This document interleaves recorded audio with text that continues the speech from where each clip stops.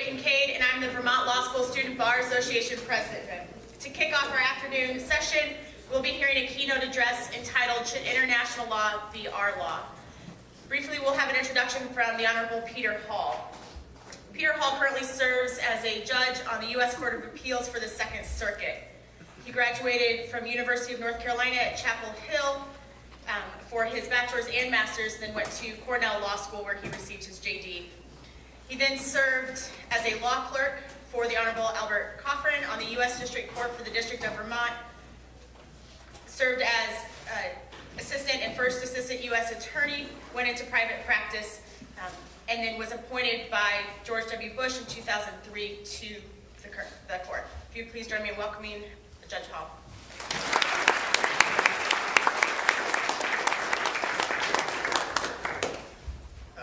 Thank you, Ray. Since Ray has been kind enough to allow me to do something in the program since I missed the opportunity due to my own missing one of Richard's communications to me about when the panel that I was supposed to moderate was starting. And so the first thing I'm going to do before I introduce him is thank Professor McGinnis for serving as panel moderator in the first panel in my stead. I truly appreciate that.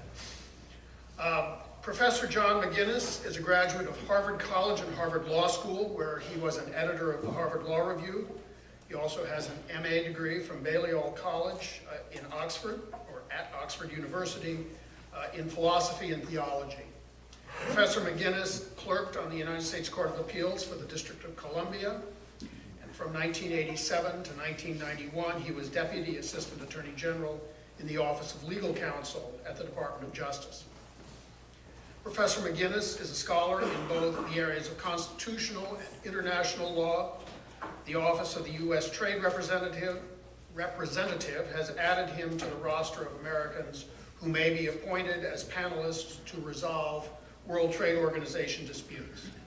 He is a past winner of the Paul Bator Award given by the Federalist Society to an outstanding academic under 40. Please join me in welcoming Professor McGinnis.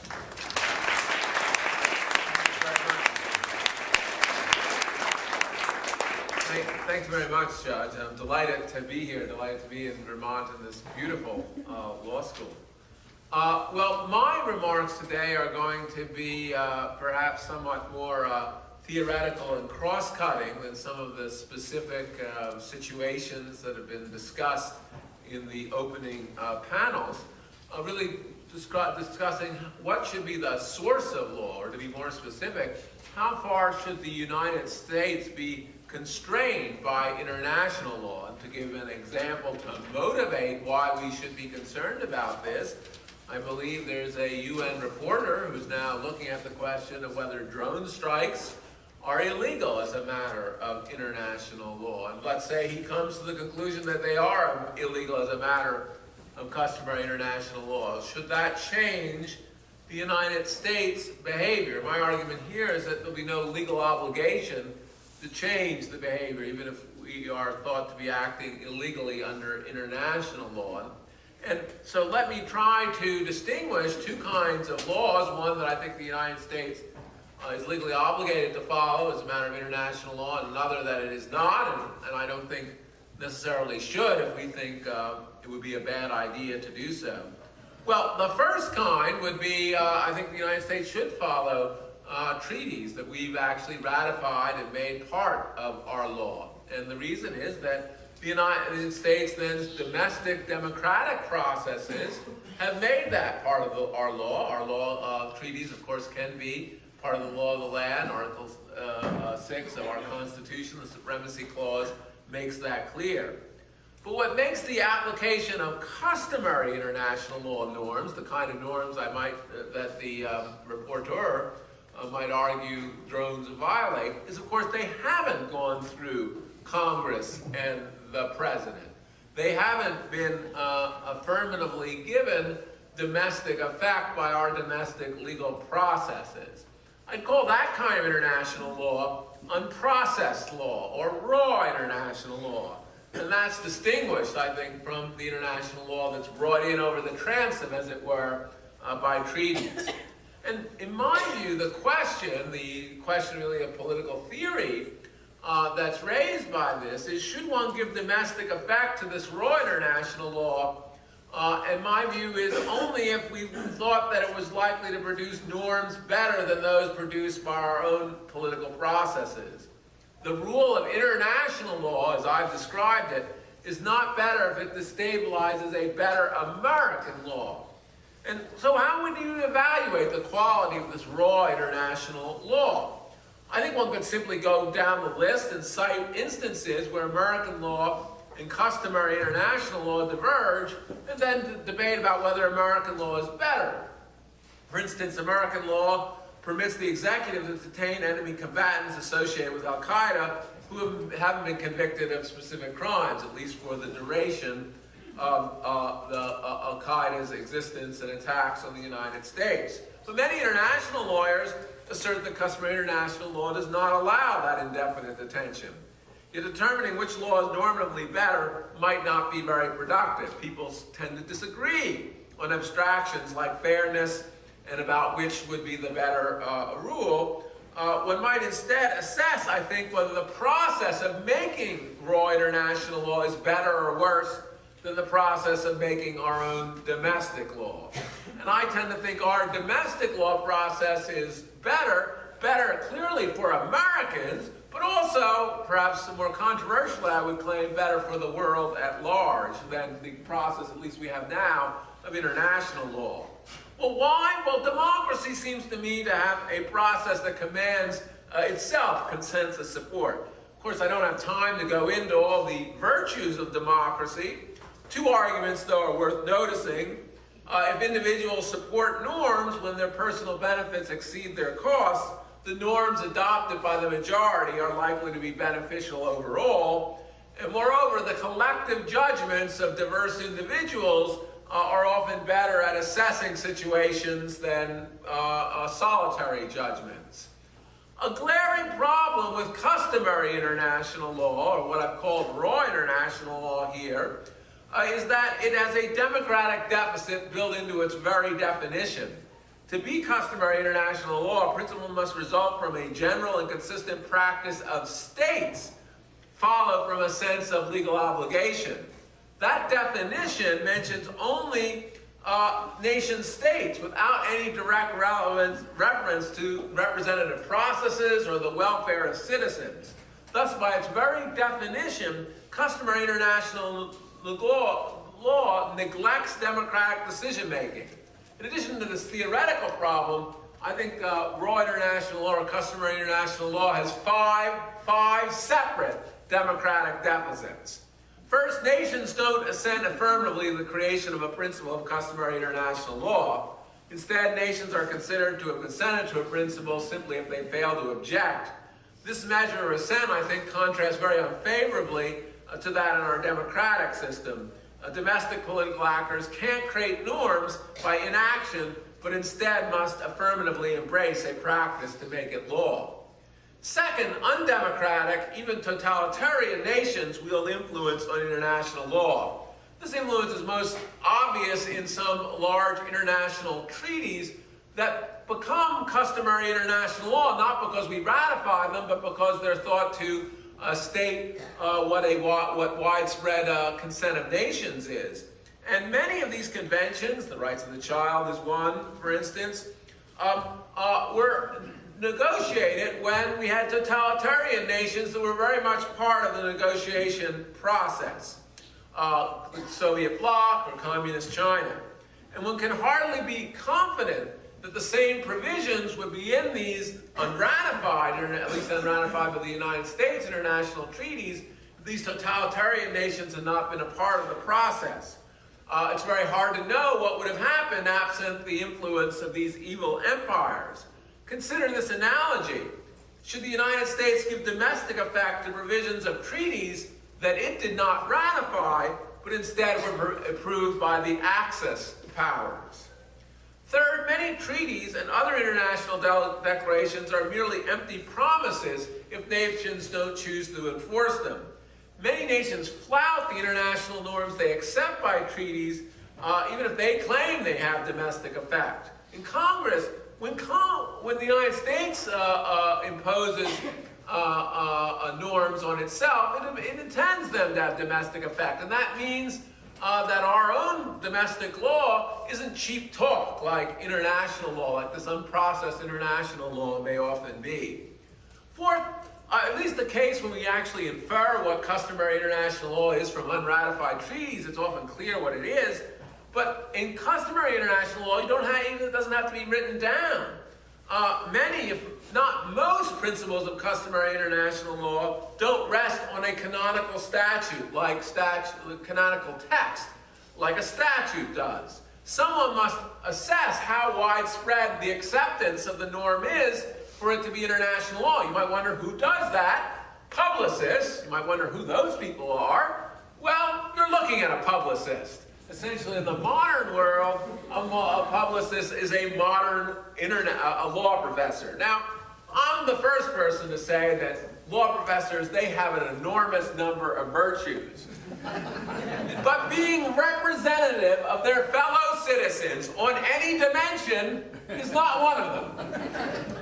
Indeed, I did a study myself to look at the views of elite law professors in the United States, and they're extremely unrepresentative of political ideology, leaning Democratic over Republican by a ratio of over 5 to 1. An ideologically skewed group will likely choose an ideologically skewed group of norms. And finally, social science unsurprisingly suggests that the average American understands what's going on in Washington better than what goes on in Geneva. And so that means that one important aspect of democracy is to try to keep one's leaders honest and to keep them on a short leash. That's likely to happen better in the domestic than the international sphere. Thus, international law has many democratic deficits. Democracy is far from perfect, but elections, deliberation, and the scrutiny of public officials assure that the norms, I think, are at least reasonably good most of the time. So I think the problem with international law, at least this raw kind, is to connect it to a process for generating beneficial norms. It just isn't as beneficial as our own domestic process, and therefore we shouldn't enforce it when we, against our own domestic processes that are democratic. Therefore, it shouldn't be used in a variety of ways. It shouldn't be used to construe our Constitution, which itself came through a supermajoritarian process. Nor should customary international law be used to impose restraints on the president or other domestic officials when they are acting according to appropriate delegations of authority. And we therefore just shouldn't generally circumscribe the other lawful actions of our leaders, at least as they're ratified through the democratic process, because that provides a stronger guarantee of quality than does customary international law. Now let me try to answer some possible critiques of this view. Some scholars have argued that following international law may actually improve a nation's welfare because only international law can provide a solution to some tragedies of the commons. I know this law school is very focused on environmental law. Of course, the environment is an excellent example of the kind of tragedy of the commons. And therefore, the advantage is that international law may help with a solution. For instance, it may be best for all nations to refrain from overfishing a common body of water, because in the long run, that'll mean more fish for all. That, however, I think is an argument for international agreements, not for customary international law. The political branches may decide to enter into treaties or even to adopt customary international law if they believe it would help with the coordination problems among nation states. Adoption by political branches would actually provide some evidence that these norms are good ones, and therefore nothing I'm saying today should suggest that the United States shouldn't vigorously enter into a lot of treaties with different nations, and indeed enter into multilateral treaties when we think those norms are good ones. Another argument, I think, that one might think is a powerful argument for following customary international law is to say that, well, you're taking a very parochial point of view. All you've shown is that in American law, at least insofar as it's democratic, is better than international law for Americans. But of course, only Americans, only citizens of the United States, to be more precise, vote in United States elections. So the norms of international law may be extremely not so great for the citizens of the United States, but maybe be better overall for the citizens of the world. And we should take that into account in deciding to follow international law rather than United States law when they conflict. So, though that is, I think, another argument often suggested for why we should allow international law to be part of our law, to allow other people to be represented in our political process. Well, I think there are two problems with that argument. First, it's not the case that all activities purportedly covered by modern customary international law generate negative spillovers from one nation to another that would warrant the views of other citizens of other nations to be taken into account. One example of this are international human rights norms. And that is a controversial area about how far we should take those into account.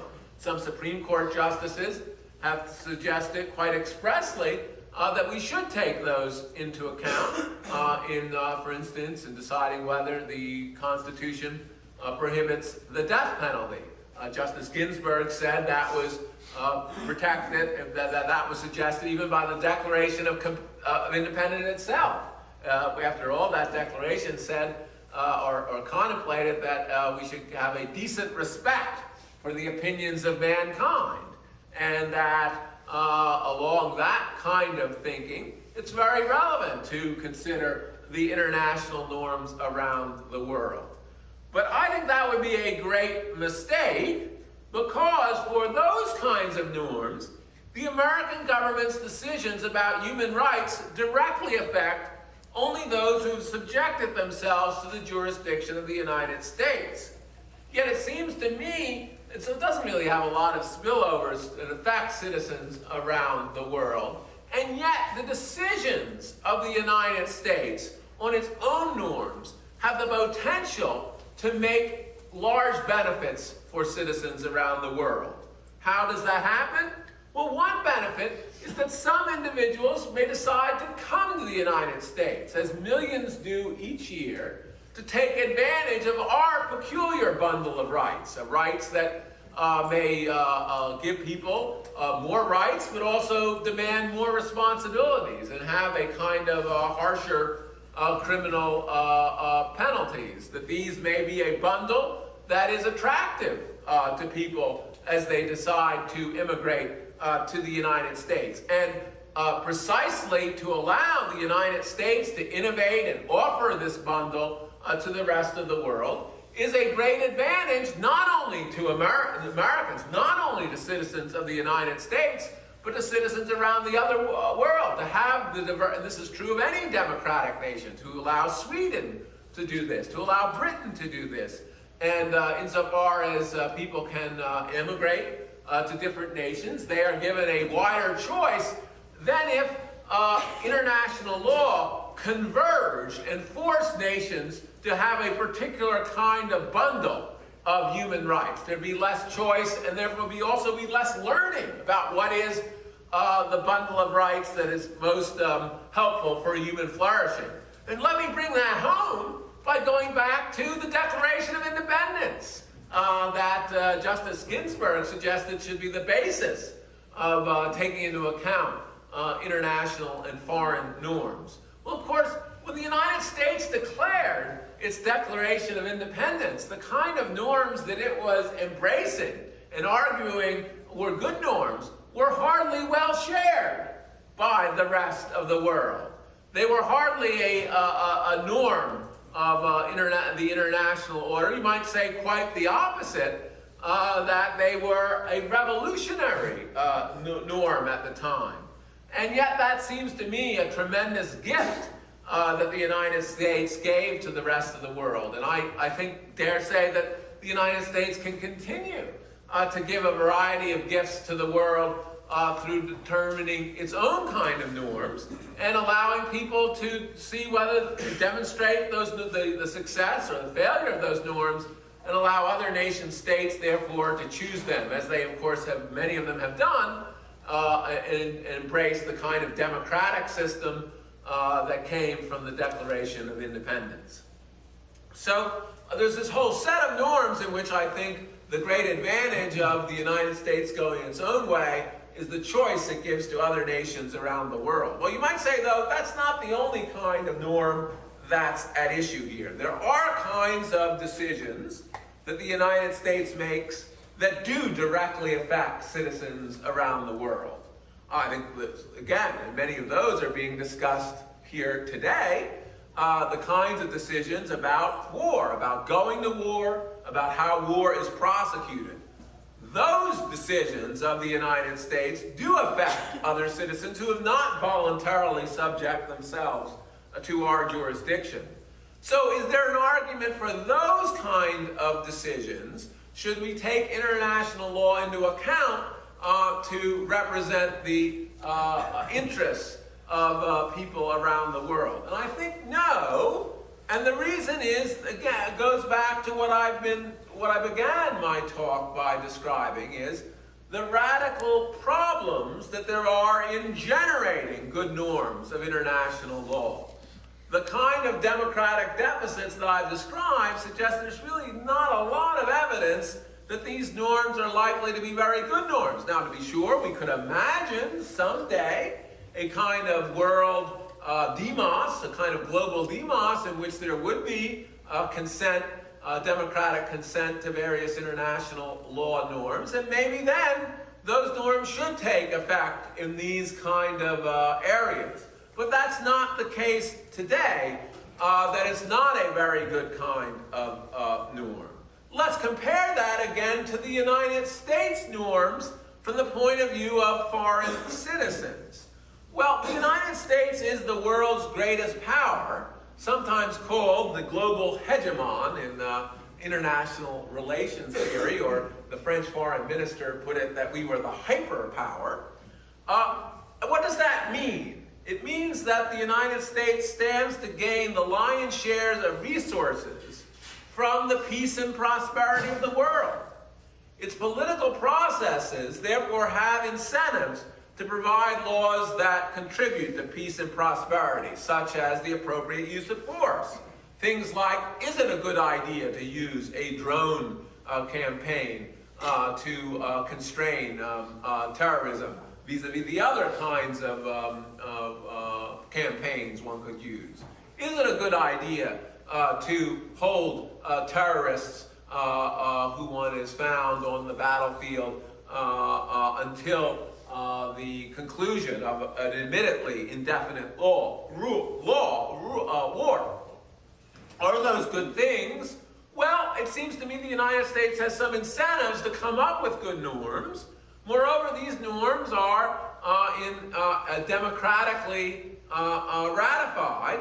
And so, while I certainly don't say that these norms are perfect from the perspective of the citizens, rest of the citizens of the world, they seem to me to have better incentives and better processes than the structure of raw international law that I've described.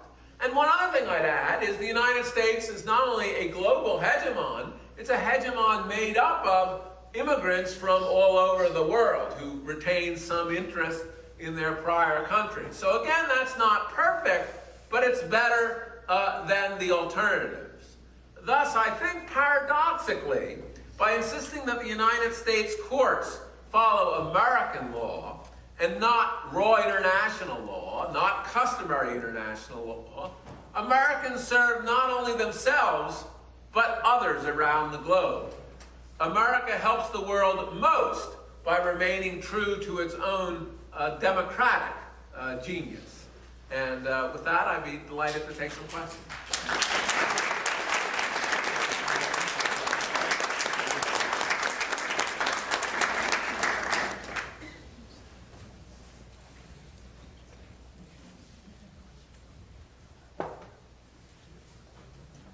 My name is Zachary Chen. I'm a 2L. At the risk of using a bit too much jargon, I was wondering if your rejection of customary international law also extends to use Kogan's norms, such as norms against torture. I think the analysis would go to that as well, because use Kogan's norms I don't think come from any essentially different kind of process. Sometimes they're thought to be norms that come from natural law as opposed to the widespread consent of other nation states. But I guess I'm a skeptic in that sense of natural law. My view is that laws always come from human processes, and what I've tried to do here is try to assess the beneficence of various laws according to their processes. So I do not think use Kogan's should be used to, at least certainly by courts, and I would not, courts to trump our own law. Now, to be sure, nothing I've said here suggests that our democratic branches couldn't or shouldn't take into account the views of international law. They can, certainly if they're given discretion, do so, and so the fact that a norm is used Kogan's might weigh in the balance of how our political branches may choose to act. But my focus is on choice. That's a consideration, not anything that is binding as a matter of law. And that is my focus here. Should this raw international law bind the United States? Not should we take into account some kind of tradition which might be represented by the kind of use Kogan's norms you're discussing. I'm Robert Delahunty, and I'm a panelist later this afternoon. Professor McGinnis, I want to raise a question about the law of war or armed conflict, in particular, customary law. Whether it's really fair to say that that is as undemocratic as perhaps other kinds of customary international law. The International Committee of the Red Cross a few years ago compiled a new statement, the customary international law of armed conflict, and it relied extensively on military manuals, field manuals, produced by democratic countries, Great Britain, Australia, Germany, the United States, and on decisions of national courts in those countries, including military courts. It seems to me that that weakens the argument you made against the use of that particular type of customary law in our courts. Well, I certainly think when the examples come from the United States, we should be bound by our own law. But as I happen, I actually know that when the Red Cross did that, our own Defense Department, I think it was a joint letter from our Defense Council and from State, suggesting there were a variety of things that they tried to claim were customary international law that we rejected, and quite important things about concern with the environment in terms of being a constraint on military action, that I think the United States, from its perspective as a global power, really saw as a kind of constraint in the ability of its capacity to preserve the peace and prosperity of the world. So I do think it's a problem when it's the Red Cross that's making that determination. Let me also tell you something interesting that I had not realized about the Red Cross. The Red Cross is a very peculiar organization. By its charters, it's run by only Swiss citizens. Now, I have nothing against Switzerland. It's a wonderful country that I like to visit all the time. I don't agree with those who think that its peace and prosperity produced only the cuckoo clock in 500 years. I think it's really a wonderful place, but it is, of course, a place with a very unusual perspective. The most famously neutral country, protected by the Alps, a nation that has no global military responsibilities. And so I think it's very problematic to allow their choices about how to read the variety of laws to create customary international law. They're a kind of actor that is acting as a publicist in this matter, and I think they are biased understandably by their own traditions. And so I really do have some particular concerns with giving the Red Cross such a weight, at least their choices as a matter of legal obligation, because I think they're an extremely parochial, again, they do wonderful things in many ways, but they are a parochial organization. Thank you. I'll take the bait. Formerly in the legal division of the International Committee of the Red Cross, and having worked for a few years on the study to which you are now referring, let me first point out that I'm not Swiss, I'm an American citizen. Most of the members of the legal division are not Swiss. Many of the employees of the International Committee of the Red Cross that worked on this study were not Swiss.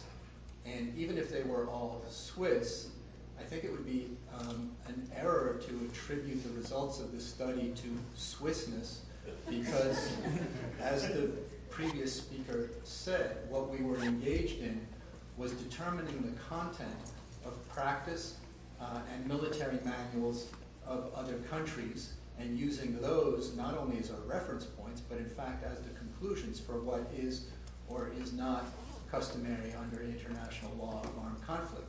The fact that the United States or some of its representatives disagreed with some of our conclusions and did so vehemently, I'm curious why you would say that that's an indication of the lack of legitimacy of the study. There were many aspects of it that several government officials in several countries disagreed with.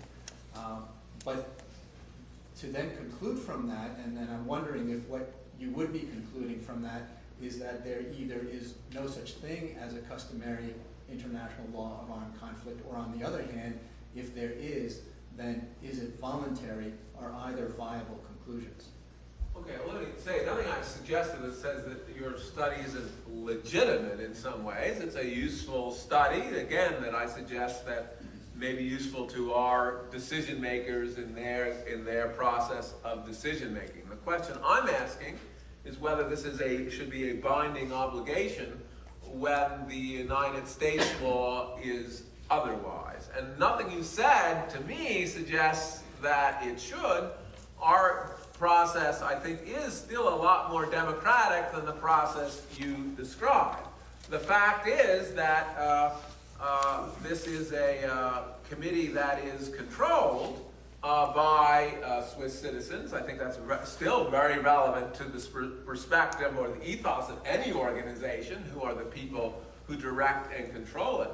Even the people who are employed by the, again, there's nothing against the people employed, they're hardly a representative sample of people in the world. They're people who have a particular interest in this kind of matter. I dare say, if we looked at their political allegiances, they may well be skewed in one way or another. The virtue of democracy is that it avoids, it seems to me, those kind of specific commitments, and allows people, by aggregating beliefs, to be better. So nothing I've said suggests that your study isn't legitimate. The question is, should that study be used by some court against the view that the United States, when we have a law to say that our law violates customary international law, or to say the president acting under some delegation violates customary international law? That's my objection, because I don't think that your choice of going around the world of norms is as likely to be as good for the United States, and for the reasons I've suggested is good for the world, as our more democratic process. Again, there's nothing to say that yours is illegitimate, nothing to say that it isn't useful. I just don't think it should be binding or trump U.S. law. 2 points, if I may. I don't think there's anything about the existence of the study or the existence of a body of customary international law that negates the applicability of the operation of persistent objector status and persistent objector opportunities for states. And second, just a practical point, the actual committee, the Swiss citizens that are at the heart of the ICRC have actually very little to do with policy. In fact, my constant complaint about my former employer is that we accepted about 40% of our annual budget from one country, that happens to be the United States, and I think that always had an outsized influence on the things that we either did or didn't do by virtue of getting those funds. Well, we could talk about the culture of the ethos for some time of the American Red Cross. All I'm suggesting is it doesn't have the same democratic bona fides as our citizens. To the first point about the persistent objector, I actually sort of took account of that in my remarks. The problem with persistent objection is that it puts the onus on some bureaucrats to object. And it's just not the case that that is the same as actually affirmatively accepting a norm. That's not what we generally accept in our democratic process, and I think there are good reasons for that. It doesn't assure the same kind of accountability that I think generates good norms. Thank you. Hi, my name is Rebecca Kuchoff. I'm currently a clerk for Judge Walker. Just trying to understand the extent of your issues with customary international law. So I know there's been a lot of hypos today, but hypos another one. You don't have an issue with treaties. You're concerned about customary international law because of the democracy deficit. If there was some sort of legislative international law whereby different, let's even say all democratic countries had a voice and voted on what law should be, and the U.S. opposed a law but was voted down in the minority, would you have an issue with that law trumping? Let me try and describe it. It's an interesting hypothetical. If there were, and we don't have such a structure at the moment, first of all, if there were such a structure, I think I would think there were some virtues to that structure and potentially, I think it's very important and very interesting, your hypothetical. It shows that my objection to customary international law does not lie in the so-called sovereigntist objections. I'm not saying the real problem here is American sovereignty and we should never give up any American sovereignty. First of all, treaties, we essentially give up some freedom, and in some sense I think ultimately maximize our freedom just as contracts do that. So I'm not against that, and I'm not potentially against, because I do think there is a problem with American law not taking into account the interest of other nations. My problem is that this customary international law doesn't do that very well either, but if we had a process, I think that could be better. The one thing I would come back and say I would think it absolutely crucial, and if we did have a world constitution, I think that would be a part of a good such constitution, that we have some principles of subsidiarity that are not unlike our American federalism. I would not think it a good thing if this legislative body could legislate on matters that were largely of local concern. In other words, that concerned United States citizens more than anyone else. And most human rights matters would be in that box. But about matters that would affect the world as a whole, I think that could potentially be a way of actually creating even better norms. Now, potentially is what I would want to say. At the moment, it's very far from fruition, and we'd have to think of all the kinds of things you think about in constructing a democratic system. Who votes? How do they vote? How often do they vote? What kind of separation of power system we might have in executing their decisions. All of those would be very complex matters, and I don't think they're going to be resolved anytime soon. But I like the question because it allows me to clarify that my claims are actually universal claims. They're claims actually about benefiting citizens of the world, not only citizens of the United States, and they're not rooted in a narrow concern with American sovereignty.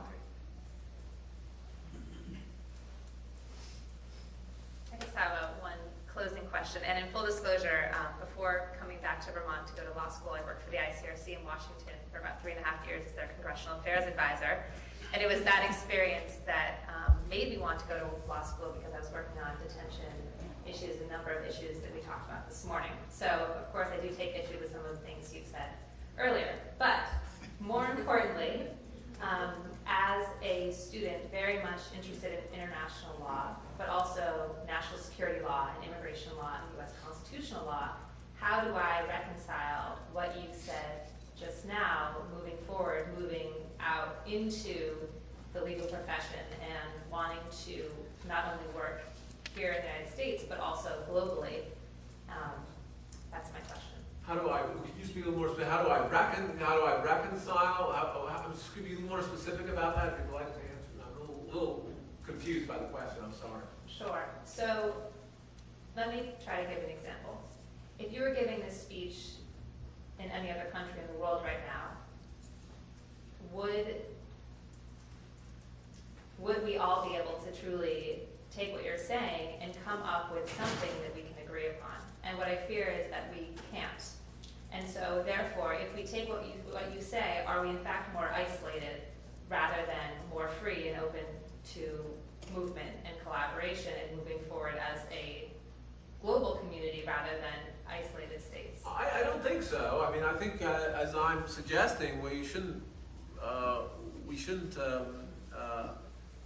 rely on customary international law, but nothing I've said. Indeed, I'm quite enthusiastic about some treaties. I think we should have a lot more treaties that should reduce our trade barriers. I'm for more free immigration into this country, which I think is a neglected human right, which we should try to protect in treaties. Nothing I've said suggests that we should not be engaged in a cosmopolitan way in entering into actual agreements that then we ratify and therefore have some assurance that are good. So in that sense, I don't think anything I've said today suggests we shouldn't look out to the world and try to forge alliances and treaties that may have an important element of concern with human rights. I think the right to sell your products to anyone in the world is an important human right. I think the right to immigrate to other nations, so long as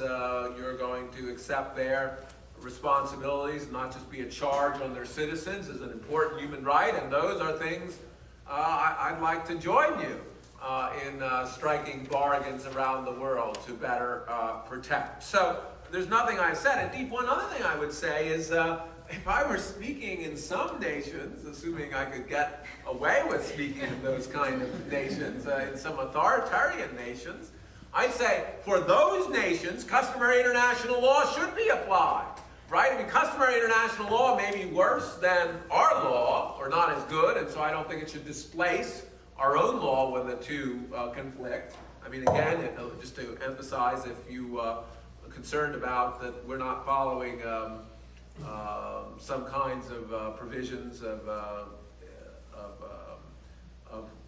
war on law, I think we should convene another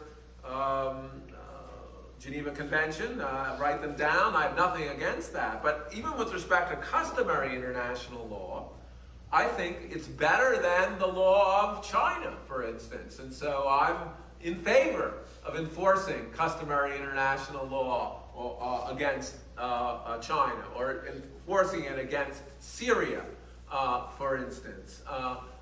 It's only, I'm just looking at the relative beneficence of processes. So in conclusion, I would say I'm leaving you a lot of space to go out and make treaties with people for our mutual benefit, and to use customary international law against all those authoritarian regimes out there in the world. You've got a lot of work to do. Thank you.